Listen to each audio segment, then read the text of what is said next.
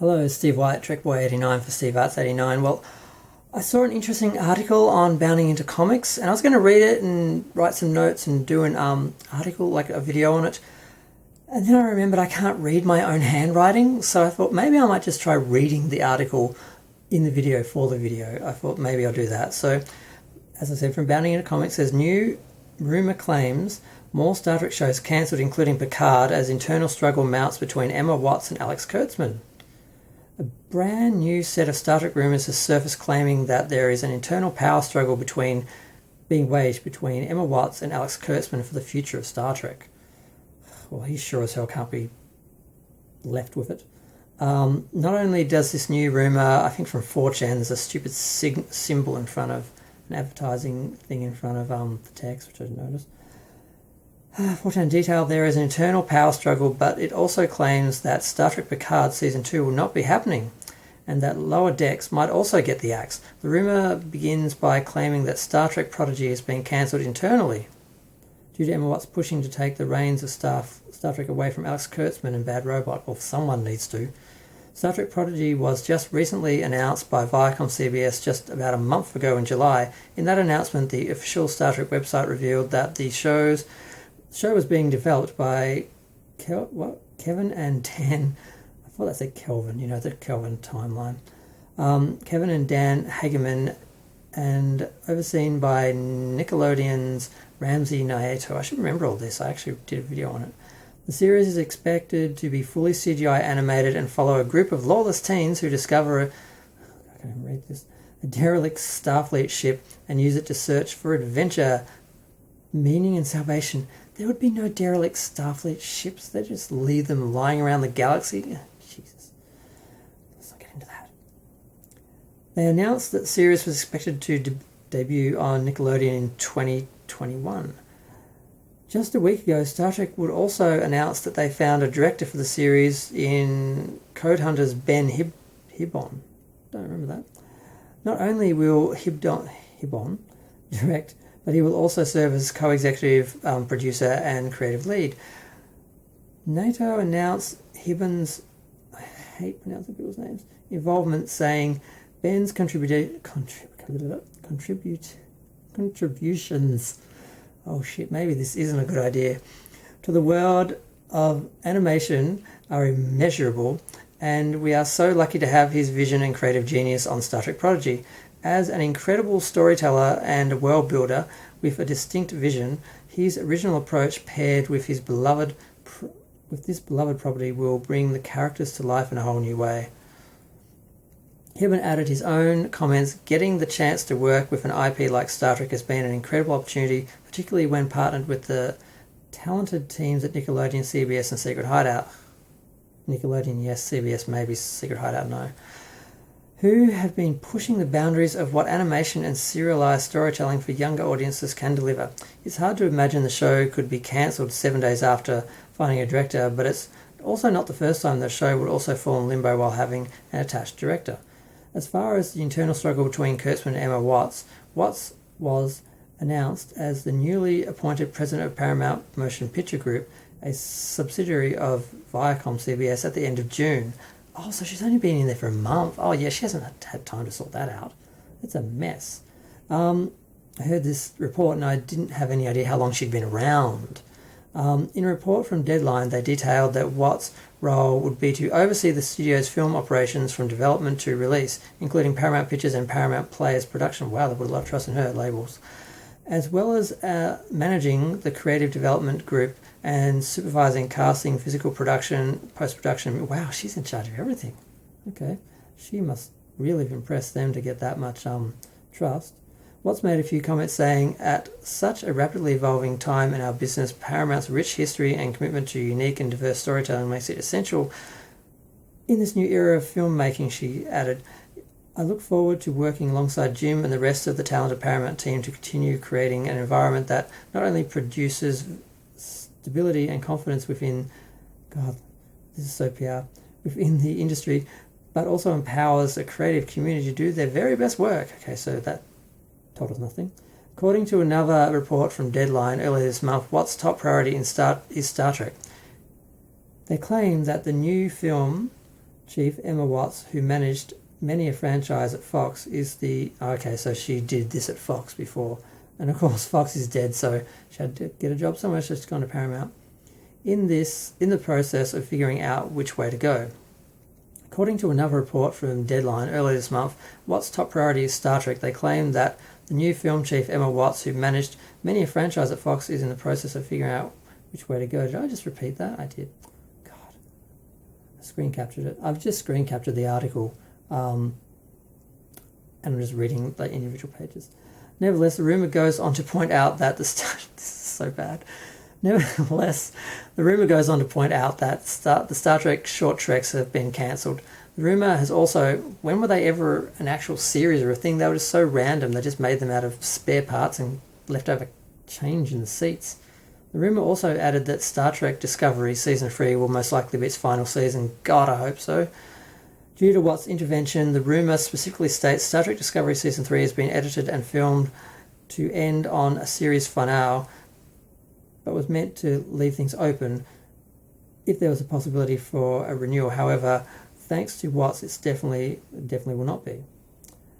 Next, rumour claims that Star Trek Lower Decks may also be on the chopping block. It states Star Trek Lower Decks may or may not survive depending on its viewership, but that is extremely low, which might make its greenlit season 2 suddenly evaporate. Yeah, we apparently have the Canadian viewership, and they dropped 45% between episode 1 and episode 2, and they only had about 400,000 viewers.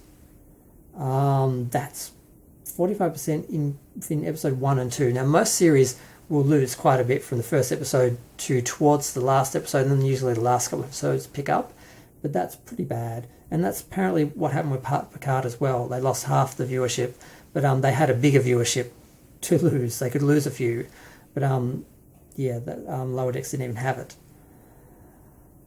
Star Trek Lower Decks was initially reported by Deadline to have 2-season order back in October 2018. The rumour would then address Star Trek Strange New Worlds. It claims Strange New Worlds so far is unaffected, but if Kurtzman is removed entirely, then the leadership on it will also change, and Akiva Goldsman will be removed too. God, I hope so. Another repeated one. Yep. The rumour then claims Star Trek Picard Season 2 will not happen. It claims Sir Patrick is contractually bound to talk about the production positively in public, but that will cease come November, when he will be released from his contract and the show will formally be cancelled. Okay. Why do I have that 3 times? Wow. I did such a bad job of screen capturing this. Stewart has routinely discussed that a second season is happening. Just a little over a month ago, Stewart sat down with Will Wheaton and told him Season 2 was happening. Now, I haven't watched any of the Ready Rooms because I just don't care enough. It's hard enough to watch the show just to know what's happening, to know what they're doing to Star Trek. I feel like I need to be informed, like you have to know your enemy. But I don't hate watch the show, but I watch it because I just feel like I just need to see what they're doing. I don't want to turn my back. It's like I think it'll be worse if I'm not paying attention or something. Stewart stated, I had some encouraging news only yesterday about when we might be looking at starting again. It's at all these predictions are dependent on the best possible circumstances. He added, I can tell you that CBS is utterly committed to another season of the show, utterly committed that's going to happen. Other than that, I'm not being provocative, but I don't actually have much to tell you, Stewart concluded. Stewart's reassurances of a Picard Season 2 come after the show saw more than 500,000 drop in its viewership during the first season in just Canada. A recent report from Giant Freaking Robot claimed the show lost at least 45% of its overall viewership, which it does seem to be a pattern, or it's a repeated rumour because people aren't very original when they're actually making up the rumours. And that appears... No, it's not the end of it. Okay, I thought that was the end of it for a second. Rumour then doubled down on the idea there is a power struggle between Watts, Kurtzman and J.J. Abrams' Bad Robot. It reads, they're in an internal power struggle over Trek, basically. And it's occurring because Watts and Kurtzman, backed by Agent J.J. Abrams, who receives profits from all Star Trek shows through Bad Robot licensing. I actually don't think that read very well. It's not totally me. It then claims that the entire production slate of Star Trek could be wiped clean if Watts emerges victorious against Kurtzman and J.J. Abrams. If Watts manages to oust them, the Trek production slate will be wiped clean and a deal will be made with a new showrunner. You can see the full rumour from 4chan below. And I didn't click into that. So it asks, what do we think of these new rumours? Do we think there is a power struggle between Emma Watts and Alex Kurtzman? Do you think Kurtzman's Trek shows are on the ropes? And will they be cancelled? I hope so. God, I'm already up to 10 minutes just to read the article.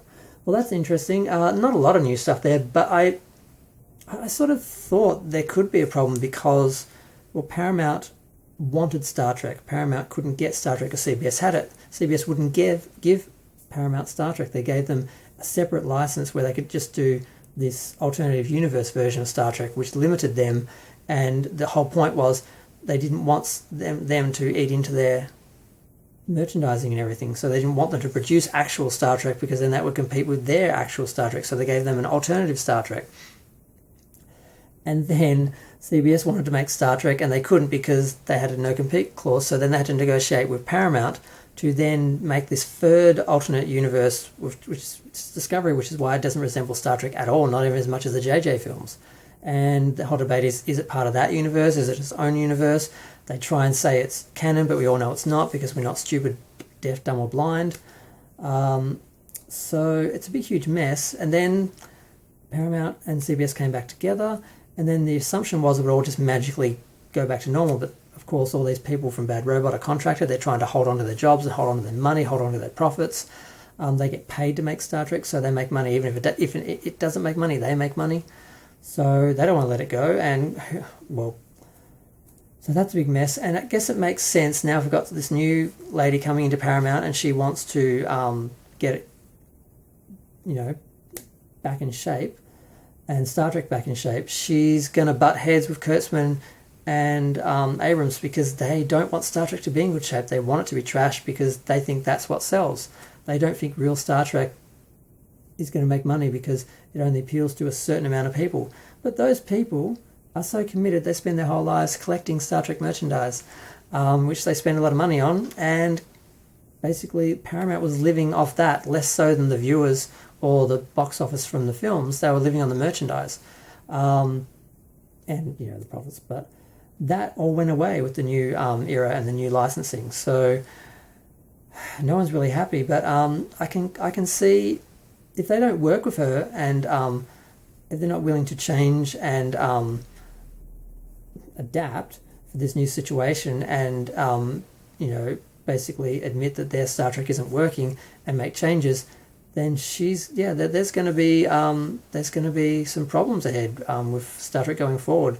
If we've got someone who has a clue and has a vested interest in Star Trek making money, then they're going to have problems with Kurtzman and JJ's Star Trek because it's bad, it doesn't make money, fans hate it.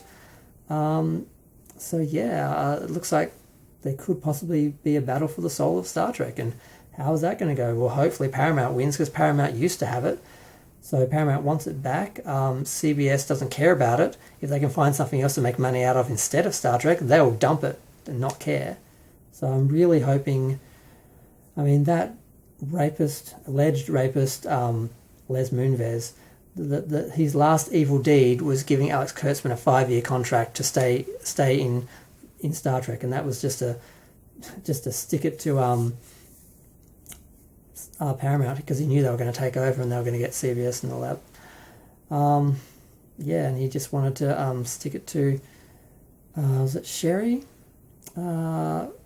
Redstone? What's the name? The lady who's now who was always in charge of it, who was always trying to get Star Trek back, but Les was always a problem. Yeah, he just wanted to obstruct her from making it an easy transition and keep Kurtzman in there for 5 years. So we just stuck with him for another 3 years, I think, or 2 years until his contract runs out because they won't renew it. And hopefully they'll buy him out sooner. Someone was pointing out basically each year it costs less to buy him out and get rid of him. Because if you get rid of them, you have to pay out their contract and it's too expensive. Even though they got him on the cheap, it's still pretty expensive. So hopefully as we get to the end of his contract and these other people have better ideas and better things, hopefully, planned and start to put in motion, they'll get rid of him sooner than the end of his contract. That's what I'm hoping. But yeah, so that's interesting to see it all sort of laid out like that. And then also get these new little tidbits and that, and it makes perfect sense that there's going to be conflict between the two companies, because one has the older vision of Star Trek which worked, and one has the new version of Star Trek which doesn't work. Fans hate, but then the new fans like that and hate the old Star Trek because they don't even understand what Star Trek is. They're just general science fiction fans who think that's Star Trek. So it's just a horrible, horrible situation. And I miss the days where Star Trek was one canon united universe and you could just immerse yourself in it with no real contradictions or problems. It was great. But I'm going to go imagine those times, remember those times, and look for my old toys, or my Star Trek toys I spent thousands and probably tens of thousands of dollars on over the years, and all my collector's stuff. And hopefully this crap will be true, because it means we're going to have changes coming. Bye.